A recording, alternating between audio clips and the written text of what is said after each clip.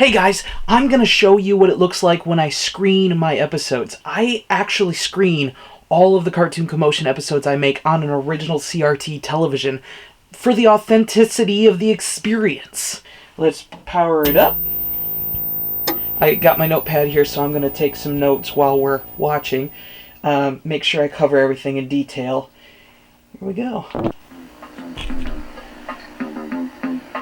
Hiya, homie! Whoa!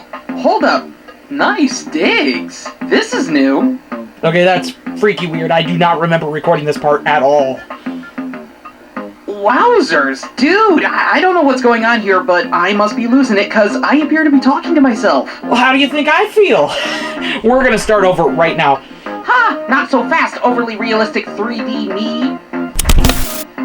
You know what time it is. It's time for a Cartoon Commotion.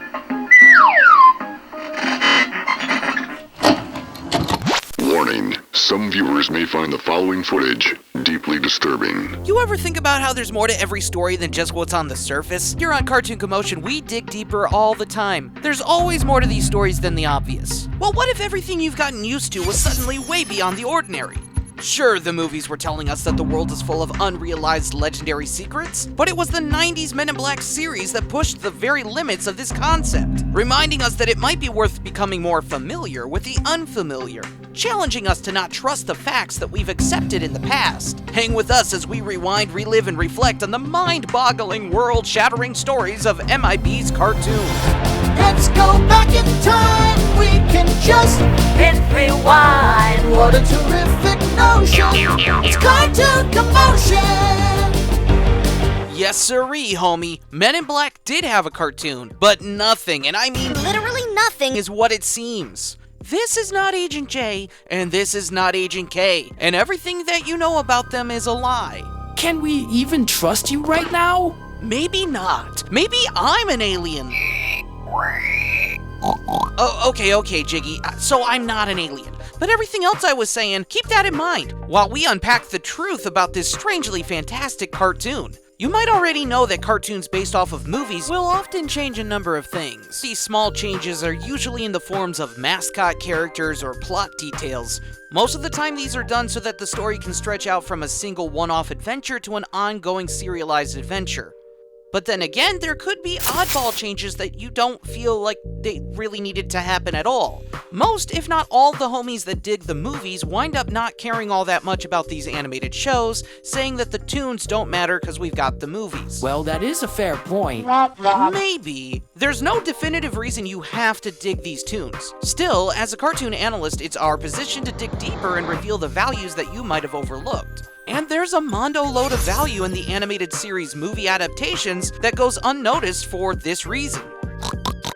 Exactamundo, Jiggy Bud! To our point, this cartoon is not what it seems on the surface. It exists totally separate from the live-action movie. Even though these characters share the same names and similar personalities to the dudes of the live-action MIB movies, they are not the same characters. What makes them different? Well, I'm getting to that. But before we get straight into the biggest revelations this video has to offer, let's rewind to the second episode. There's an ultra-mondo excellent point of realization that starts with a particular line.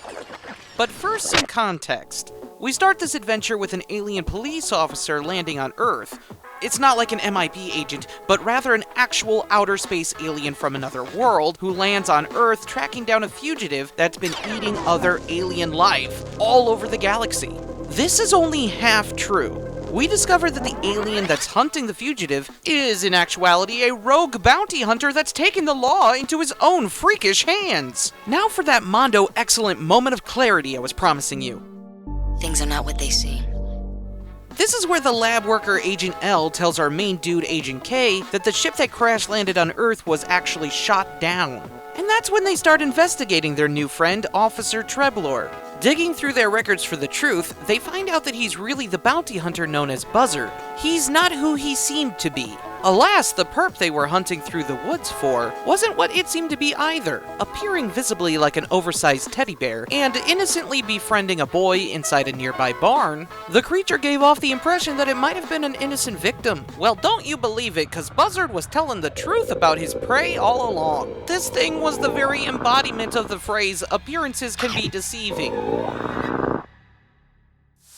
we interrupt this program. Pause. Okay, keep that phrase in the front of your mind as we move on, homie. It holds the key to absorbing the valuable message of this story. Continue. The little thing was a monstrous beast in disguise, scheming to feast on human flesh. Eventually, it had Agent J trapped in the wake of this realization. Thankfully, Agent L was able to rescue him in time. Jay, much like in the movie, acts as our surrogate audience member, the viewfinder to the realm of the MIB world. He's inexperienced in this world, and so are we. Well, that's true, Jiggy Bud. Within this animated series, Jay acts with a touch more inexperience than his live-action counterpart. It took an awfully long time before you could see him picking up this wisdom on the job. In comparison to Will Smith's character, anyways. I'm positive this was a clear choice, a very clever and important decision for us to better connect with his character and stick with the series over time. When you take a step back and really think about the movies, you only get like a few measly hours to witness the morphing of a character from point A to point B in their lives. While in the case of an animated series or a show, you can see growth and development over the course of multiple episodes. In order to feel in the moment and root for them as the series goes on, you need a character that doesn't have all the answers. That's how come Jay was in the dark for most things with us, the audience. And that's how come this line has so much more weight and meaning to it. Treblor wasn't who he seemed. Not who he seemed. Not what it seemed. Appearances can be deceiving. And this wasn't the only time that this Mondo Major point of view came up. The following episode, episode 3, titled The Irritable Bow Wow Syndrome, is where the reality we know of this show starts to unravel before our very eyes. Agent J had to keep watch over a familiar droopy face from the movie Frank the Pug. Now, the episode itself isn't as relevant to our analysis as the things we discover within it, so we're gonna zone in on some super specific moments that explain our point better. Early on in this episode, Agent J is getting ultra gnarly desperate to better know his partner K. No wonder I miss human contact. My partner is Spock's twin. Joining MIB, Jay had to say goodbye to his past and all that he knows of his former life. We erased our past when we became Men in Black. All part of the deal. So this is the only genuine social interaction he gets anymore. While Kay, on the other hand, is about as social as a pile of bricks, or at least on the surface. Communication between the two of them was very minimal. When Jay was tasked with guarding Frank the Pug, Frank let it slip that he knows a thing or two about Agent K's private life. For however long they were stuck with each other, Jay got to question Frank about everything that he might know. And he did find out some very unique interests that Kay has. In particular, like how Kay loves Elvis. Thank you very much. You probably remember from the movies that Kay is a huge Elvis fan, so this really wasn't a surprise to the audience at all. But it is curious that Jay's learning this about him 3 episodes into their partnership. Following the events of their heinous guard duty, Kay and Jay resumed their work together. A brilliant idea popped into Jay's head. He put Elvis music on while they were driving.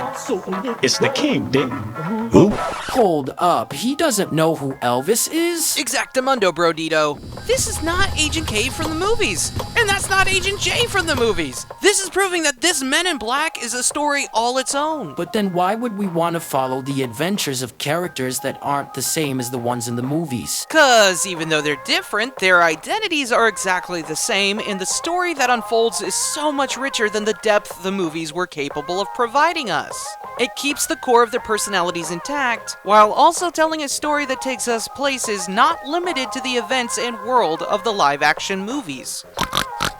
Yeah, well, Jiggy, with our notes on a later episode, we can prove this is true. Remember the Hollywood episode? Yeah, the one with the freaky monsters that were really just actors. Episode 25, the Star System Syndrome. Nothing was as it seemed in that one either. But the biggest takeaway we got from that episode was a running gag involving the worms. Not earthworms. These walk upright and mainly drink coffee all day, in case you didn't know. Well, they were working overtime in this one, basically begging to get into the movies of Hollywood, pitching themselves and various movie ideas to anyone who might consider taking them on as superstars. Not one producer would bite at any of their ideas. That is, until they took on the human role of a guy named Cunningham. Look, Mr. what, Cunningham, is it? This was the very last attempt they made to get the stardom they craved. So they went all in and wound up accidentally pitching the concept of the MIB organization. Within the final moments of the mentioned episode, we get a ridiculous scene revealing the results of their determination. Agent Smith and Agent Jones aren't your ordinary peace officers. How do we stop that? We get helm. Did you catch the actors' names? Did you see their faces and how they were drawn? Yeah, Agents Smith and Jones. Oh, so that's like the first Men in Black movie. And Kay says this wasn't the first time that this has happened, meaning that in this reality, they've had to wipe the minds of Hollywood from making a movie about them a time or two before. Won't be the first time. So that's why they keep making the same movie. Rewinding real quick one more time, I mentioned the dude that the worms impersonated. That guy is supposed to be the real-life creator of MIB, Lowell Cunningham, the best inside joke of the series. You see, this tune wasn't a repeat of the movie universe. It was its own thing. And with that information, we can appreciate the time it gave us with characters that we'd otherwise only get a couple hours to get to know better. And we can appreciate the raw honesty that not everything is as it seems. Looking deeper can reveal the truth, which can change how we see everything, just like in this cartoon. Aw, too true, Jiggy Dude. We did have an episode on how John and Garfield's relationship wasn't all that it seemed either. Good thinking. That's definitely a tape to rewind to if you've got the time, homie. Till next time, if you love what we do here, consider sticking around for more. My name's Cade, your favorite cartoon weirdo, and that's Jiggy the pig that digs the jig. Together, we analyze the tunes of the 80s and 90s, digging up the value that you missed out on when you were too busy growing up. To all of my fellow cartoon archaeologists digging deeper, knowing there's always something greater beneath that surface. Thanks for being a subscriber, and remember to keep it unreal.